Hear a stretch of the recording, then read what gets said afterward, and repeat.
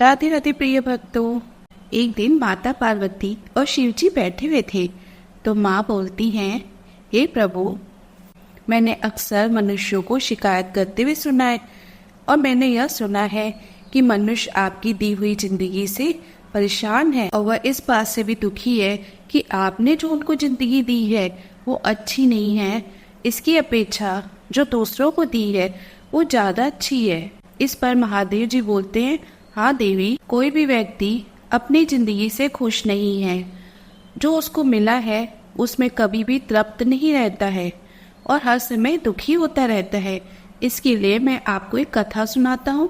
इस कथा को आप पूरा ही श्रवण करें। एक व्यक्ति अपनी जिंदगी से बहुत परेशान था और वह मुझसे पूछता था कि मैंने उसको ये जिंदगी क्यों दी है, और कहता था, क्या जीवन है मेरा? हर परेशानी मेरे साथ ही है, हर दुख मुझे ही सताता है, सारी मुश्किलें मेरे ऊपर ही आकर पड़ती हैं। एक दिन इसी तरह वह एक पेड़ के नीचे बैठा हुआ था और अपने नसीब को कोस रहा था। क्या किस्मत है मेरी, क्या जिंदगी है मेरी। तभी अचानक एक बाज अपने शिकार को लेकर के पेड़ के ऊपर आकर बैठ गया और अपने शिकार को खाने लगा।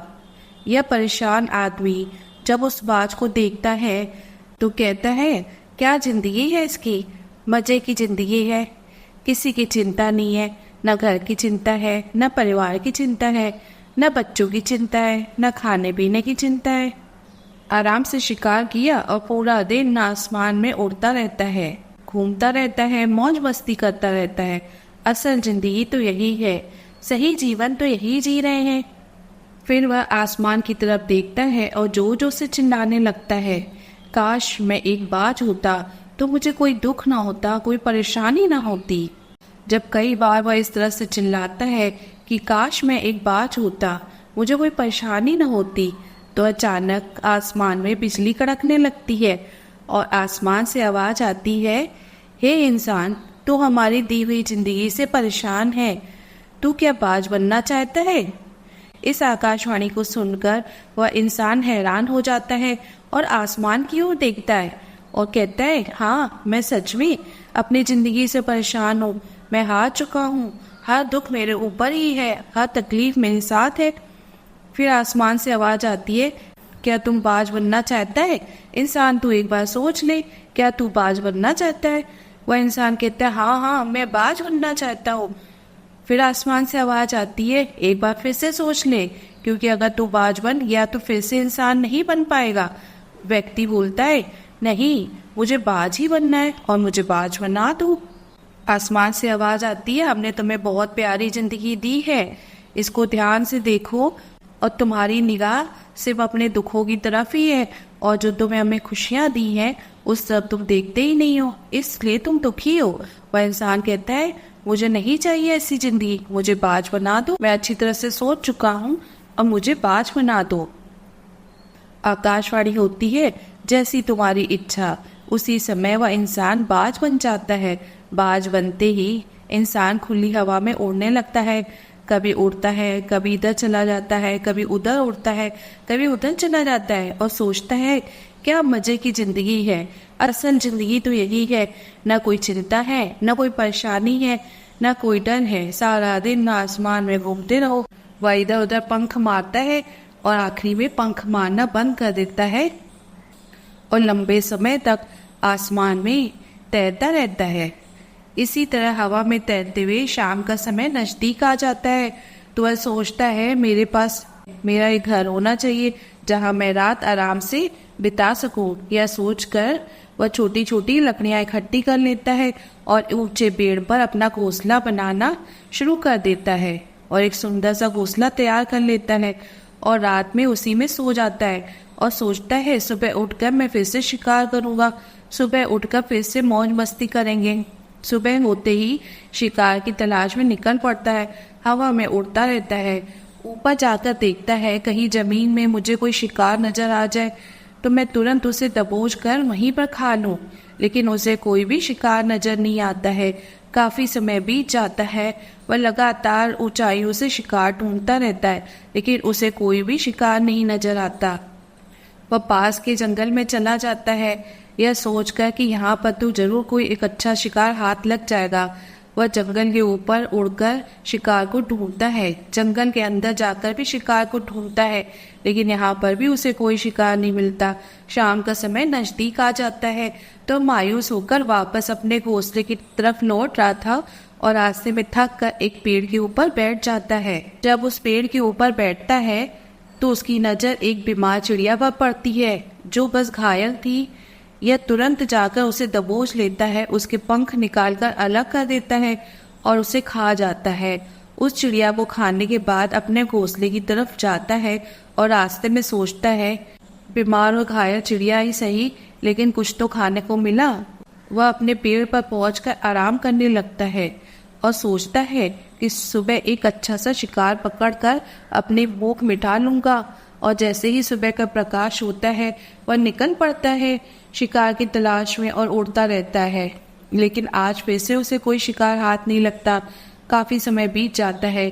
वह ऊंचाई पर जाकर अपनी तेज नजरों से शिकार को ढूंढने की कोशिश करता है, लेकिन इससे कोई शिकार नजर नहीं आता। फिर पास के जंगल की तरफ चला जाता है, लेकिन यहाँ पर भी उसे कोई शिकार नहीं मिलता। इसी प्रकार पूरा दिन शाम का समय नजदीक आ जाता है और निराश होकर वापस लौटने लगता है तो रास्ते में एक पेड़ पर बैठ जाता है। सोचता है शायद आज फिर कोई बीमार चिड़िया मेरा इंतजार कर रही होगी, लेकिन हर बार किस्मत मेहरबान थोड़ी ना होती है। आज तो कोई भी चिड़िया, बीमार पक्षी उसे कोई भी नहीं मिला। वह थक हार कर वापस अपने घोंसले में आ जाता है और भूखा प्यासा ही सो जाता है। सोचता है कल सुबह एक बड़ा शिकार पकड़ लूंगा और अपनी भूख मिटा लूंगा। रात को अपने घोंसले में सोया होता है, तभी अचानक तूफान आता है। इस तूफान की हवा इतनी तेज होती है कि इसको उड़ाकर कहीं दूर इसके घोंसले को इसके साथ गिरा देती है। वहां पर नुकीली लकड़ियां पड़ी थी जो उसके पंजे में लग जाती हैं और वह पूरी तरह से घायल हो जाता है। तूफान के रुकने के बाद बारिश शुरू हो जाती है। वह पेड़ के नीचे छुपकर बैठ जाता है। बड़ी मुश्किल से इसकी रात कटती है। जब सुबह होती है तो बारिश रुक जाती है। बारिश के रुकते ही चारों तरफ खुशियां छा जाती है, हरियाली छा जाती है और चमकीली धूप निकलती है। सब कुछ फिर पहले के जैसा हो जाता है, लेकिन यह बाज अब पहले जैसा नहीं रहता। इसका बुरा हाल होता है, ये घायल हो चुका होता है और इसका पंजा भी चोट की वजह से घायल होता है और इसका पंजा काम नहीं कर पाता है। और बाज जो है वो अपना शिकार पकड़ने के लिए पंजे का ही इस्तेमाल करता है। बिना पंजे के वो अपने शिकार को नहीं पकड़ सकता है। तब वह जैसे तैसे उठता है और अपनी और इधर उधर चोंच मारता है। अब यह बाज 2 दिन तक भूखा रहता है। ये शिकार की खोज में थोड़ा सा ऊपर उड़ता है कि कोई बीमार चिड़िया दिख जाए, कोई बीमार पक्षी मिल जाए, लेकिन वह ज्यादा समय तक उड़ नहीं पाता है। दर्द और भूख के मारे उसकी शक्ति क्षीण हो जाती है। वह पेड़ पर आकर बैठ जाता है, लेकिन पता नहीं कहां से एक मुसीबत और इसका इंतजार कर रही थी। वहां पर 8-10 कौवों का एक झुंड आ जाता है इसको परेशान करने। इसके ऊपर आकर इसके घाव में चोंच मारने लगते हैं। उन्हें भी पता चल जाता है कि यह बाज घायल है और भूख की वजह से कमजोर भी है। यह बाज उनसे बचने के लिए ऊपर उड़ता है और कहीं और जाकर बैठ जाता है। वह बचने का प्रयास करता है, लेकिन वहां भी वह कौवे उसका पीछा नहीं छोड़ते हैं और उसके पीछे पीछे आ जाते हैं। लेकिन फिर वह बाज उनके साथ एक खेल खेलता है। वह बाज हवा में एक सीधी उड़ान भरता है और सीधा ऊपर की ओर चला जाता है और कौवे भी उसके पीछे पीछे उसके ऊपर तक कुछ ऊंचाई तक जाते हैं, लेकिन उनका दम घुटने लगता है तो वह नीचे आ जाते हैं। बाज भी काफी ऊपर जाता है, लेकिन वहां पर हवा न मिलने के कारण इसका भी दम घुटने लगता है और यह नीचे आने लगता है। इस तरीके से वह अपना जैसे तैसे पीछा छुड़ा लेता है, लेकिन ऐसा करने से, ऊंची उड़ान भरने से इस बाज की ताकत बिल्कुल ही खत्म हो जाती है, क्योंकि यह घायल था और इसने 2-3 दिन से कुछ खाया भी नहीं था। फिर कौवे से परेशान करने लगते हैं। किसी तरह वह इसी बुरी हालत में एक दिन और गुजार लेता है। उसकी हालत बस से बदतर होती जाती है। चौथे दिन जब वह बिल्कुल पूरी तरह से हार जाता है, उसके अंदर की ताकत बिल्कुल ही खत्म हो जाती है। उसका शरीर उसका साथ छोड़ने लगता है, तो वह किसी तरीके से उड़कर वहां इंसानों के अस्पताल के ऊपर आकर बैठ जाता है और सोचता है कि मैं कितना भूखा हूँ, कितना परेशान हूँ, लेकिन मैं बेजुबान परिंदा हूँ। कोई भी मेरी मदद नहीं कर सकता, मैं किसी को अपनी परेशानी नहीं बता सकता। यही सोचता है कि काश मैं एक इंसान होता तो छोटी मोटी चोट का इलाज तो मैं करवा ही लेता। यही सोचते सोचते उसका दम वहीं पे निकल जाता है, वो अपने जान की कुर्बानी दे देता है। लेकिन साथ ही साथ हमें एक सीख भी दे देता है कि हमको जैसा भगवान ने बनाया है वैसा बहुत ही अच्छा बनाया है। हम जहाँ पर भी हैं वहीं पर खुश रहें, वहीं पर बेहतर करने की कोशिश करते रहें। इस बात से परेशान न हो कि काश हम ऐसे होते, काश हम वैसे होते। इंसान को जैसे बनाया गया है वह अपने को सर्वश्रेष्ठ बनाने के लिए प्रयास करता रहे। इंसान यह सोचे कि जो भी उसे मिला है बहुत ही अच्छा मिला है, उसी को सजाने संवारने और आगे बढ़ने की कोशिश करता रहे। तो देखा देवी पार्वती आपने, मैंने इंसान को बहुत सारी सुख सुविधाएं और हर तरह से सक्षम बनाया है, लेकिन इंसान फिर भी हर समय अपने दुखों में दुखी रहता है। जो मैंने उसे दिया है उसे वह बिल्कुल भी नजर नहीं आता है, और जो नहीं दिया है हर समय उसका ध्यान वहीं पर लगा रहता है। तो माता पार्वती बोलती है, हाँ प्रभु, इस कथा से मैं पूरी तरह से समझ गई कि इंसान को अपना जीवन कैसे व्यतीत करना चाहिए। प्रिय भक्तों, आपको यह कथा कैसी लगी? अगर पसंद आए तो लाइक करिए। इस तरह की नई नई कथाएं सुनने के लिए सब्सक्राइब भी कर लीजिए, और नीचे प्रभु का नाम लिखना मत भूलिए। प्रभु का नाम लिखना बहुत ही अच्छा होता है। फिर मिलेंगे। राधे राधे।